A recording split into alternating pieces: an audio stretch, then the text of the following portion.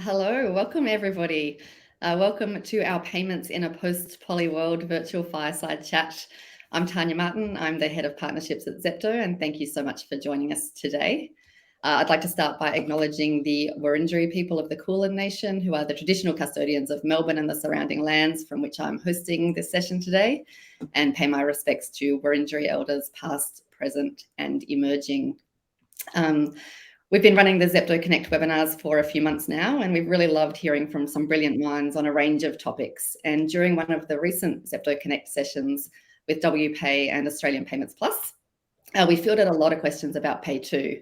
So today we're kicking off a dedicated stream of webinars to help businesses navigate their journey towards PayTo.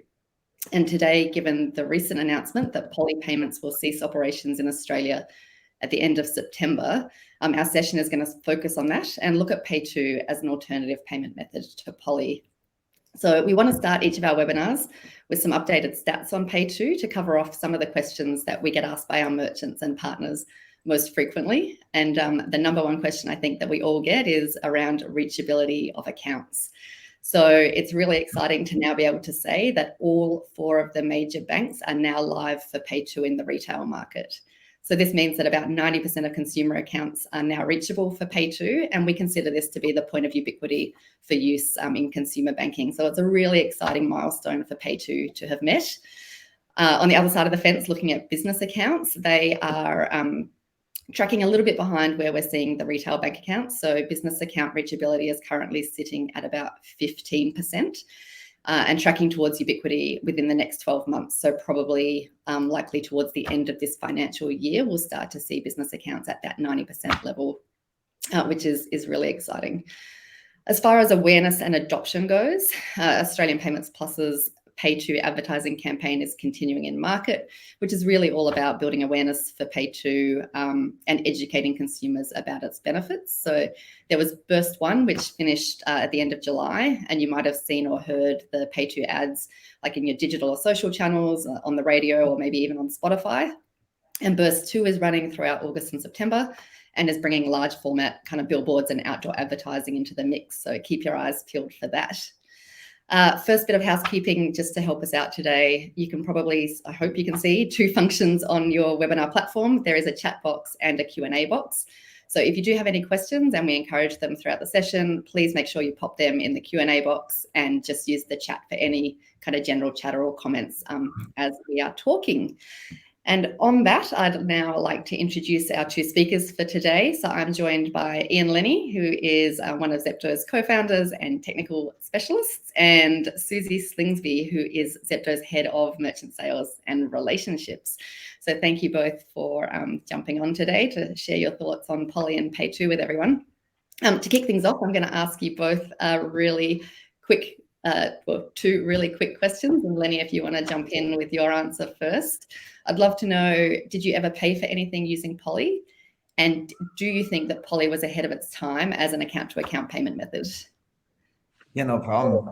Thanks for having us today. Looking forward to having a good discussion. Did I ever pay for anything using POLi? Absolutely. I'm taken back to when I started my family and I had 2 young kids, a wife and myself, that had to travel overseas to see the grandparents for the first time. And back in those days, I didn't have enough limit on my credit card to purchase 4 round-trip economy tickets to New York. So when I had that great deal sitting in front of me, I had the money in the bank, I decided to utilize POLi. And it was a pretty seamless experience. I have to admit, it was a bit, the first time usage using my online banking credentials to make a payment in a website was fine, or it caused concern for a moment or 2, but it was a really seamless experience. And do I think that POLi was ahead of a time in account to account? Absolutely. Like, they were doing real-time payment before the rails existed, in a sense, where it relates to a merchant's, the critical thing for merchants to know that a payment has been concluded and executed. They were 100% ahead of the time. And they've been an absolute boon to A2A payments, particularly in e-commerce, from day one. Yeah, amazing. Suze, what's your experience with POLi? Mine's actually probably quite different, quite similar to Lennie's actually, because mine was using it for airline tickets as well. Believe me, I enjoy points as much as the next person does, that's for sure. But I think at the time there was a bit of a nasty surcharge when I went to use it, and that was before there was some cap surcharging. So I used POLi to pay for some flights as well. Probably a very similar experience as well. Always, you forget sometimes what your credentials are. Well, I do, because I'm used to using my fingerprint. So when I have to put it onto an online portal. So once I actually remembered my password, it was a pretty seamless process for me. So that was probably most of my experiences have been on airline for POLi. With the other, was it ahead of its time? I think Ian probably covered that pretty comprehensively, and I agree with what he said. Account to accounts moved quite a long way since its inception. So I sort of think the time's right now for us to sort of move that into a more real-time space, and looking forward to talking about that today. Yeah, absolutely. Thanks, Suze. And now I want to throw it out to all of you for a quick poll, which hopefully is going to pop up on the screen shortly. But would love to hear from all of you if the POLi news has impacted your business. So just a very simple yes or no answer. Let's give you a few moments to complete that.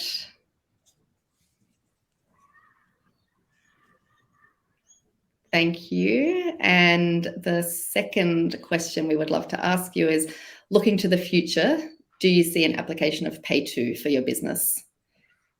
We'd love to know if you see that application, if you don't, or if you're still not quite sure.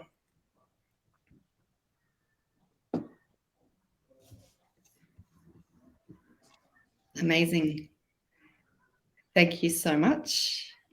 All right, we will now get started with the main event. So payments in a post-POLi world.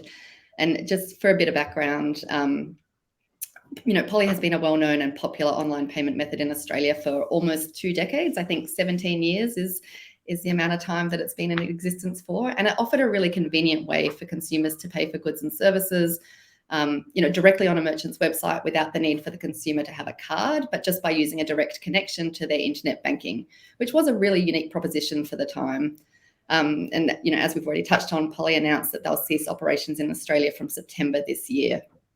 So, we kind of have just touched on the fact that we probably all agree that POLi was ahead of its time as an account-to-account payment method. But the modern payments landscape shifts very quickly. And in recent years, it's probably fair to say that POLi has struggled to evolve in line with those consumer expectations and the requirements from the banks.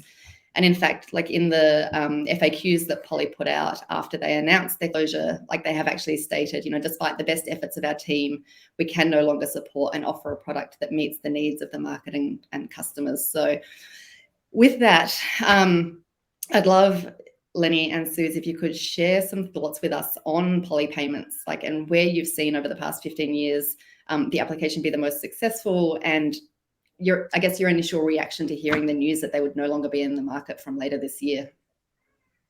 Yeah, I'm happy to go first, Suze, if you're cool with that. But so effectively, the way I look at POLi, and never worked in a company, never saw there actually which industries that they were truly successful in or not. But anecdotally, I could observe that POLi's success was going to be based around a couple different things. One is high ATV transactions.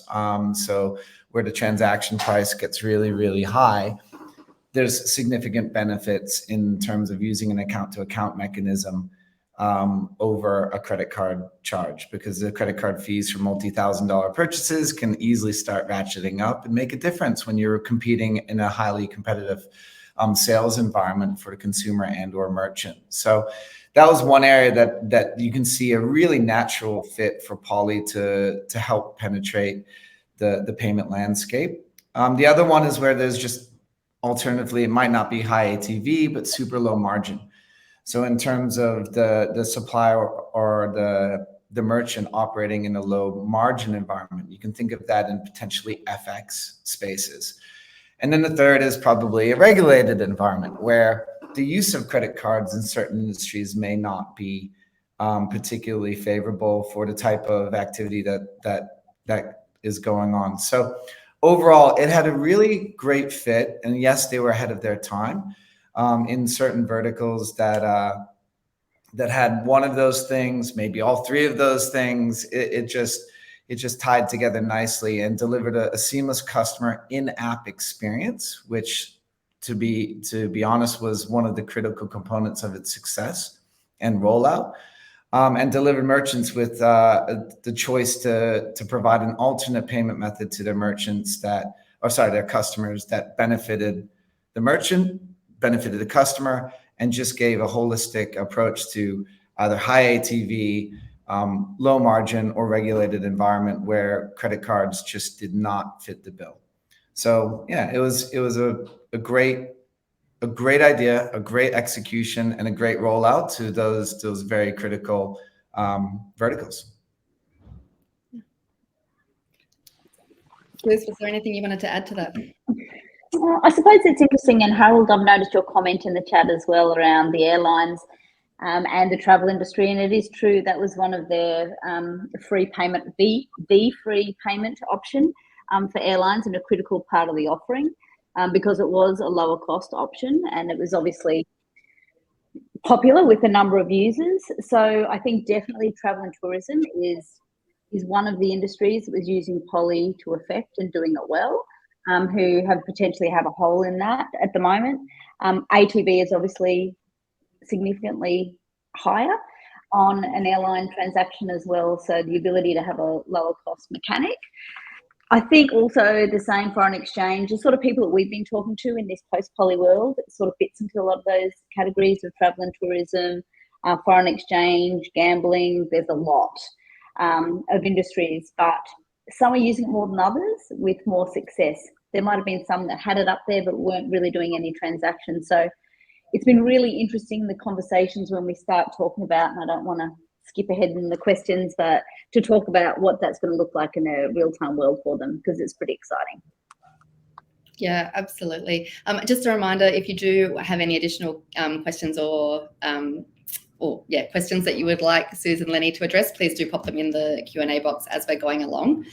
But just back to the chat, you both just kind of touched on some of the benefits of POLi in those specific verticals, and as the era of POLi is coming to an end, it's quite timely that we're kind of just starting to see the application of PayTo start to rise, and we can, kind of make some comparisons between PayTo and POLi. So, at a very high level, you could say PayTo seems like an obvious choice as an alternative for account-to-account payments. Lennie, I'd love to hear your thoughts on POLi versus PayTo, differences, similarities, and do you think PayTo is the natural successor for POLi? Yeah, I think it's a natural successor, but it's also so much more. Again, going back to the previous question, POLi's success was based in there's some really natural extensions of POLi due to it just being account to account, ATV, regulation, and credit card charges, and so on and so forth. So, but PayTo can do all the same because it is an account to account mechanism that can achieve all of those immediate use cases very seamlessly. But PayTo is just so much more because it is built into the infrastructure and fabric of our banking system and can be utilized to support not only high ATV, low ATV, frequent transactions, payouts, pay-ins. It is a much more versatile payment method that has the same principle, though. If you go back to account being a really seamless and one true source of payment, everybody has a bank account, every business has a bank account, and you can move money instantly between it in real time. It just makes a lot of logical sense that you've gone down to like a least common denominator of how to get money to two parties. And now we can do it in real time. We can do it digitally. We can extend a whole bunch of other technical services to both merchant and consumer and get those benefits of cost reduction, efficiency, control, transparency, and so on and so forth in an infrastructure level. So it's great to see that, POLi really paved the way and showed us what is possible, although they were limited by the technology and of the time, or however you want to phrase it. But now that PayTo is here, as well as PayID, and now that PayTo is here, there are alternatives that are much more robust and purpose-built with much bigger scope in how it can be delivered to merchants and consumers alike. I think that I'll stop there. I'll pause. I'll let Suzie jump in. I think she might have something totally different to ask me, actually, Ian. I think you've covered that quite comprehensively. I think, Lennie, like you made some really good points there around the benefits that are, you know, like cost reduction, security, infrastructure, which are benefits to both the payer and the merchant. And over the past couple of weeks, we've been having some really great conversations with customers and prospects off the back of the POLi announcement. So, Suze, from the discussions that you've been a part of, and I know that there have been a lot, and where you see that the need that POLi was addressing, are you seeing specific industries that will need to look for an alternative and that will benefit from those, you know, kind of things that do make PayTo the strong value prop that it is? Yeah, absolutely. I think we've talked about the travel and tourism probably a lot already in this call, and that is one for various reasons. I think it's broader than that, though. You know, even if you look from a utilities point of view, the fact that it can provide a uplifted customer experience, a lower cost base for the transactions, reduced likelihood of disputes. You think of lending from a cash flow perspective, that they're going to have that money in real time at the time of payment.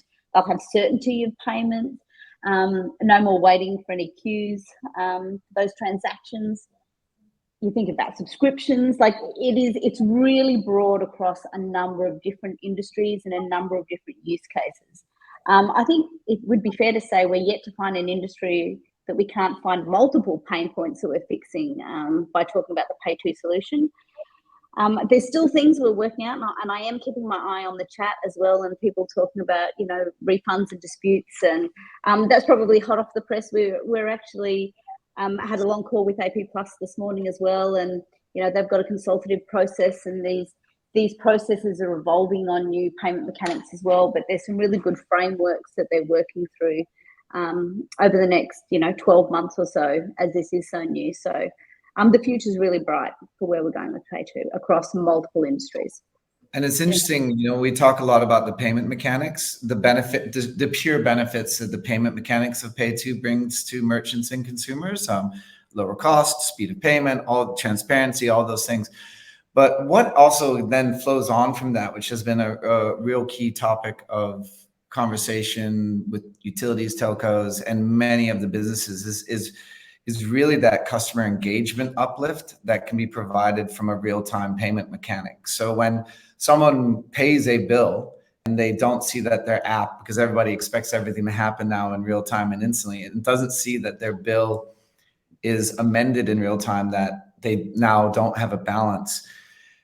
With real time, you can link it all through. You can have an updated balance. The customer knows that it's gone through, and that stops call center calls, or it stops customer dissatisfaction with not knowing what's going on. And they can really see that a lot of our discussions around how can you utilize the payment mechanics that are brought with PayTo, such as real-time notification and transparency, how can they utilize that to uplift how they engage with their customer and drive deeper customer satisfaction, engagement, and progress.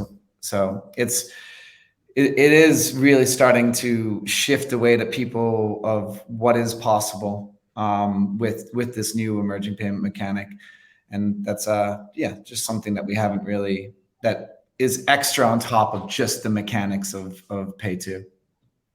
Yeah, I think just to add my 2 cents worth in, even though I'm supposed to be moderating and not speaking, but you know, when I first heard about PayTo, however many years ago it was now, I think the kind of preconception of PayTo was that it was just going to be a replacement for direct debit. But as it's become a reality, I think the number of use cases we're seeing and the ways people are thinking about using PayTo is infinite. And I'm really excited to see what kind of, you know, actually becomes real over the next 12 months as these use cases come out there, because it opens up like really a whole bunch of new use cases that we may not have even considered before for how we can move money around and what those use cases are. So yeah, it's a really exciting time. And I think we're in a unique position as well, being the only non-bank connected institution who is live at this stage with the direct connection into the MPP.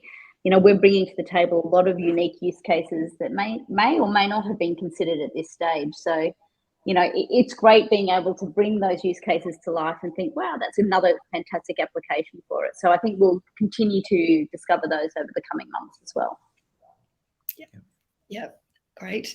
We've had a few questions come through in the chat, so I am going to ask you some of them. So we've got from John Ryan made a comment that he agrees that POLi was a little bit scary to use the first time, and he's heard some scary stories, particularly around refunds on airline tickets. Lennie, will PayTo resolve the refund issue? PayTo can definitely resolve the refund issue. Every single transaction, POLi unfortunately was kind of a one-way transaction. It was initiated from the consumer's bank to POLi and then to the merchant. We did work with POLi in order to try and bring to market a seamless refund capability that could be executed on the merchant's behalf directly from the merchant's account back to the customer. It didn't really, I think, POLi, for whatever reasons, it didn't really come to market in time with POLi. But in terms of PayTo, refund is a core component of an acquisition channel. So PayTo we see as the future of acquiring, being able to instantly get money from your customer in real time. And in any e-commerce scenario and beyond that, you have to be able to reverse that payment seamlessly and easily. So we have a couple different ways depending on how the merchant wants to handle their refunds. And believe me, it's been interesting to see how different merchants handle refunds. But it is a seamless and easy capability to refund back to a customer recorded against their original transaction. So the audit trail is clear, the execution is easy programmatically, and the flow of funds can be chosen by the merchant of how it fits their business model. Yeah, great. And another one sort of in the same vein, so I'll stay with you, Lennie. Does Zepto's PayTo offer allow for both the receiving and remitting of funds? Say again? Does Zepto's PayTo offering allow for both the receiving and the remitting of funds? So if I understand you correctly, you can definitely pull funds from a customer. So you can receive fund. We use receiving like if someone initiates a transaction to us, but I'll take it as you just want to get money. Yes, you can use PayTo to draw down from your customer's account, programmatically executed by the merchant. You can also reverse engineer to disperse funds to the customer. So you set up, and this is part of how we have structured Zepto, where you can nominate your own bank account with a PayTo mandate. So when you press disperse, the money will come directly from your bank account to the merchant. So yes, it can be reverse engineered to be a payout scenario. Beautifully, it's a great use case for any sort of B2B marketplace or C2B marketplace. Super versatile. Where both sides are needed. Yeah. Amazing. The questions that keep coming through, so thank you everyone. This is great. Suze, I'm going to throw this one to you. Does Zepto believe that the retail environment will present challenges for merchants who want to offer PayTo to their customers? Well, I think from the interest that we're seeing from retail customers, no, not necessarily. I think up to this stage, they were definitely waiting for ubiquity across the banks because they didn't want to offer a payment option that only had applicability to a certain percentage. So I think now that we've hit that 90 or 91%, that sort of opened the door on that. I think we touched on before, probably everyone always worries in that environment about disputes and chargebacks, goods not received. And as we touched on earlier, that process is currently getting flashed out even further with AP+. But there's some really, there's some great use cases to be using it in retail and for e-commerce. So we're actually full steam ahead in that. Yeah, I see a real opportunity, and I'd love to see someone bring this to light in e-commerce, particularly those companies that have a membership-based setup where you log into company X has a login and requires you to become joined and part of the network because they want to drive loyalty and commitment and repeat purchases. To add PayTo as their preferred or easily accessible recurring payment option. Think of it as similar to, but not identical to card on file, where the savings in the transaction costs can then be given back to the customer in terms of earnings, cashback, loyalty rewards, just to really start doubling down on that consumer engagement and customer experience piece that most of the top tier e-commerce providers are just, that is their number one focus, is how do we keep our customers happy, engaged, and coming back to us. And I'd love to see how someone brings PayTo into that scenario. Yeah, the opportunity is immense, I think. A question here, I guess looking for kind of both of your opinions, is did POLi give enough time for businesses to offer a fee-free replacement service in terms of kind of, I guess it was a 3-month notice period that they gave? That's a good question. I'll take that because I've had a lot of conversations, and I think depending on some of the merchants, the size of the merchants that we're talking to, they would say no, because obviously sometimes it takes a very long time to move an enterprise customer, especially if they've got integrated systems to work with. What's been really great to see, and I suppose we're in a reasonably unique position here, is we move fast and we have the ability to adapt quickly and work with our customers as quickly as they can. So in short, I would say they say no. We say, can we give them a solution within those timeframes? Absolutely. Yeah. 3 months for an integration with us is probably 3 months or 2 months too long, but it is totally doable. I hear what you're saying, Suzie, but we understand that big businesses have a lot of moving parts to coordinate in order to get these things spun up, but we're here to assist and streamline the process as quickly as possible. Yeah. And jumping back into, I guess, retail use cases, do either of you see a future where PayTo is used as a payment source for in-store purchases? Again, dreaming and thinking, and love to see someone bring it to light. Would be absolutely. Big names have been very successful in doing in-store and digital that are in the buy now, pay later space. They were very successful in getting into both in-store and online and creating a really seamless connection. So I think that similar approach of an account where it's linked to you link to a PayTo agreement where you can go in, show any type of card or any type of login that is done at point of purchase could easily start facilitating that. In terms of linking to terminals, that may have to come through a card provider that could re-engineer how it's basically re-engineering a debit card. Not sure if that's going to fly, but there's a couple options of how it could definitely be done. And I'd love to see, this is where I always have a soft spot for fintechs. And I've always said that the fintechs will be the people who really catapult PayTo over the next coming years, because they'll be coming up with the niche, nuanced experiences that have high penetration and customer demand. Did you want to add anything to that, Suze? Or? I think Ian covered that. All good. And while you're talking, Ian, I'll throw you another question. And I do hear you talking a lot about Zepto and the path that Zepto has taken to become a connected institution and rolling out PayTo. Can you talk about that a little bit? Like, why did Zepto choose that path of becoming a connected institution, and what did it take? It took a lot, like climbing Mount Everest without oxygen. But it was a monumental effort. But we had always looked at it as one of the biggest opportunities that is going to exist in a generation of payments, right? It's an immensely valuable and huge opportunities associated with real-time account-to-account debit capability, and to be able to be provided with direct access to the rails, where Zepto as a fintech can be the masters of their own destiny in terms of how we deliver our product to our merchants and iterate quickly, deliver features quickly, uplift performance quickly, and so on, without any hindrance or anybody in between us, it was huge from a technical standpoint and from how we could deliver service to our customers. And that's what our driving force behind it was.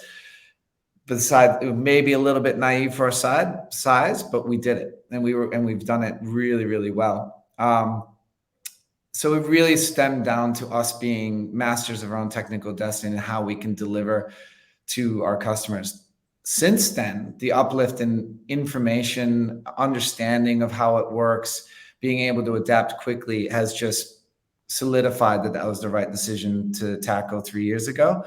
And we're seeing the future clearer than we believe anybody else in the market now because of that connection, because of the conversations where the rooms we're allowed to be in now.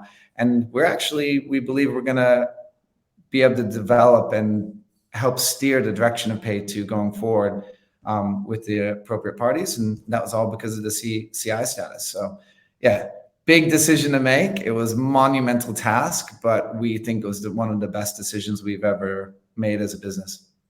Yeah, absolutely. And Suze, relating to that, like in your conversations with merchants and prospects, are they seeing the benefits of Zepto being a connected institution? And what sort of feedback are you getting?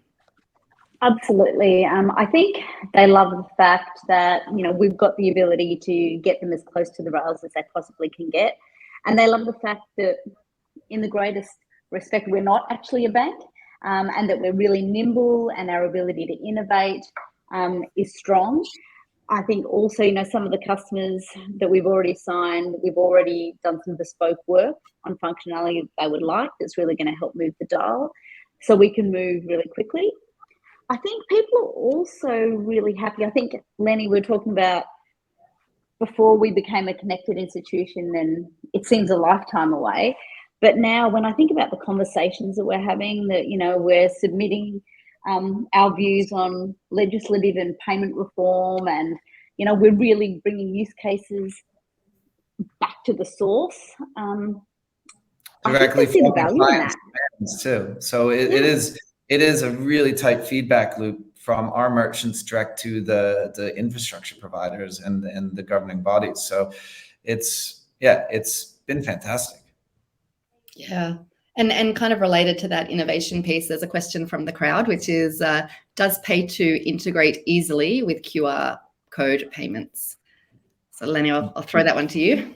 Technically, absolutely. There's a multitude of scenarios that I can think of where you scan a QR code, you're prompted to enter in your Pay ID. Everything is already knows exactly what's, once you've entered your Pay ID, you approve a mandate, boom, the payment goes through. So yes, that's one of the point of sale fintech scenarios you can see where point of sale can use PayTo to initiate payments or to collect payments. Yeah, amazing. Sorry, just looking through. Had a question come through around the current market coverage of PayTo receive and send today. So the PayTo receive were the numbers we covered quickly at the start of the webinar, which is retail bank accounts are now at 90% reachability. Business bank accounts are at about 15% reachability. As far as PayTo send coverage, Lennie, did you want to have a chat about that? Send coverage. So send coverage is effectively any bank account that is NPP enabled, which if you can receive an NPP payment, then you're going to be able to receive a PayTo payment, from my understanding. Correct me if I'm wrong. I hope I didn't set off a chat of disputes. But so that means that, as I understand it today, there's really only one or two banks that aren't NPP enabled to collect money. However, that doesn't mean that all bank accounts within every bank is enabled. So I don't have the firm number on that. It would be in line with what the numbers are for receiving NPP payments across the board, is my understanding. Cool. I hope that answers the question there. Excuse me. I think that the questions have started slowing down. Actually, no, we have another one coming in. It is relating to the point about becoming a connected institution with the NPP. Is there a further benefit of fintechs having an exchange settlement account with the RBA? Whoa, that's a deep question. That's a big question. Hypothetically, I'd say yes. it's pretty big regulatory oversight for a fintech to take on. But in terms of if you're looking to link the entire payment flow to do clearing and settling, and again, if you're on that mantra of masters of your own technical destiny, then having your own ESA with the ability to pull payments, receive payments, distribute payments, it makes a lot of technical sense. It just really allows you to create seamless flows for your merchant, clear, concise reporting, and it's all within your grasp and reach. So yes, but the banks do an excellent job of managing ESAs and ledgers at the moment.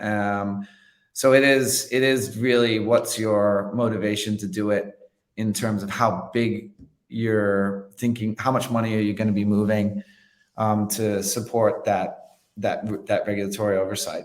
So absolutely theoretically, it just really would dictate the cost reward versus in terms of what your business model would be, is my opinion.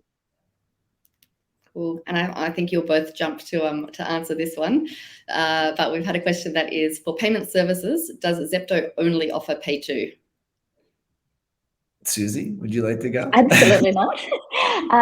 So we do a number of payments in the real-time payment world. So Ian's already mentioned PayID in there as well. So the ability to push funds in real time, and PayTo gives us the ability to pull funds in real time. We also do NPP real-time payouts, so the ability to pay out funds in real time. And we also are connected to, we're a tier 2 BEX participant, so we still can support good old direct debit and direct credit as well, and give you the ability to move funds and pay out funds over the BEX rails. We're also doing some other exciting stuff. We're launching a purchase payment facility, stored value, this month, which gives our merchants the ability to store funds, however much they need for however long. And then those funds are protected under the Client Monies, under the Corporation Act. So we've had a lot of interest in that. So many other things that we're also, we've got a horizon too with other exciting things to come. But I think in the short term, our focus is on real-time payments, and it's also on a stored value product. Yep. I don't have much to add there. You summarized it very well, Suzie. Cool. Another question, which is kind of, I guess, just looking more for anecdotal type feedback at this point. But we've had a question saying that obviously PayTo is still new, but what is the sense of PayTo agreement conversions? Like, how are consumers feeling about, seeing it pop up in their bank account? What is the rate of, accepting that mandate? Are they freaking at the concept? Do they think it's a scam? Can you share anything that you might have heard through conversations out there? To be honest, I think it's all too early because the sample size is so low that any comments or feedback that you're anchoring to probably is going to be disproportionately weighted. But in terms of the mandate acceptance, is a really good point. And it's a critical component of PayTo. If you go back to our previous line of topic of conversation, which was POLi. POLi was a great in-app experience. It didn't require you to leave the app, but you were entering in your online credentials to a third party. With PayTo, you are out of app and you do have to accept a mandate, which as a checkout experience, as a one-time thing, recurring, it's not, I don't think it's a bridge too far. But it has a slight drawback, but at the same time, it provides so much in transparency and trust. So a mandate displayed from your online banking that is biometrically protected by either Face ID or thumbprint makes me feel pretty good. Also, how the mandate is laid out and the parameters of the mandate can be very, very specific. So how a merchant wants to engage in their customer to give them that confidence can be down to the cent, down to the cent of what the transaction entails. And then through the system of the mandate and the payment initiation, you will not be known for more money than what you have agreed to will ever leave your bank account. So in terms of too early to get sentiment, and because you'd be anchoring to something that just is, we don't have the sample population yet. But in terms of where I feel, and this is just the world according to Ian, is that I think customers will like it. We've just seen Westpac move to providing the ability for customers to cancel their direct debit agreements from within their online banking. And I know personally, I'm not with Westpac, but I know that I would love to be able to see all my direct debits that I've signed up to in my online banking. The transparency and control to a consumer has always been paramount in a merchant customer relationship. And so PayTo actually extends that to every merchant that signs up to it automatically. So I think I gave a very politician's answer to that question, but it does kind of allow you to make some insights into how PayTo will be accepted by your customers, depending on who you are as a merchant. And I think we did that customer research a little while ago now, actually. And PayTo was a brand new concept at that stage. So no one had actually even heard about it or knew what it did. But once they actually understood about it and the benefits that they brought, I think there was about 75% said they would use it as a chosen payment method. And the things that they really loved about it was the visibility, the control, that they could see it. It still doesn't change any contractual obligations they've got with the end supplier. So if I was taking out a loan, for example, and I needed to do a PayTo mandate for my repayments, I think in any of those circumstances when the consumer's got an incentive to actually want to have that payment taken out, that it's not going to be an inhibitor. Yeah, great. Looking at the clock, we are getting close to finishing time. There are a couple of more technical questions that have been posted in the Q&A. So we will get back to the people who have asked those questions separately post the webinar, which is a good segue actually into the last poll that we would like to run today, which is to get an understanding from all of you around what you would actually like to learn more about when it comes to PayTo. So you'll see the poll has just flashed up. And we will kind of base the future content of our next webinars on, I guess, what is the popular vote in what you all want to learn about. So whether it's application to specific verticals, new use cases, disputes and fraud and scam, the customer experience, or a more technical call, then we will tailor subsequent webinars to address those topics. So it'd be great if you could all just choose your favorites in that poll. And huge thanks to Suzie and Ian for spending 45 minutes today, sharing everything you know about POLi and PayTo. We hope that you all found that really valuable. If you did want to have a further conversation or had any further questions or comments, please do hit any of us up. We love to chat about PayTo and general account-to-account payments. So thank you again for coming, and have a great rest of your day. Thank you. Bye-bye. Goodbye.